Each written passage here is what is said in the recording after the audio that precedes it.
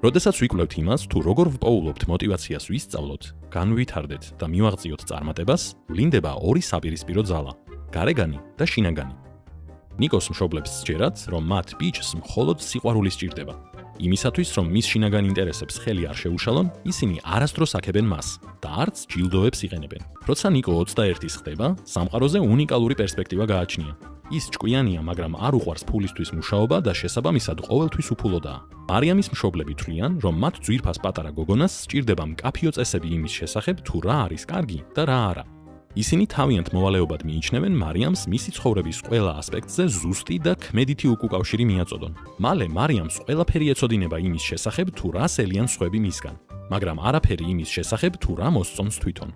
მთელი თავისი ცხოვრება ის მხოლოდ გარეგან უკუკავშირს უსმენდა. ამ ეტაპზე მას თითქმის დაკარგული აქვს უნარი კითხვის ნიშნის ქვეშ დააყენოს საზოგადოების ნორმები, რომელშიც ის გაიზარდა.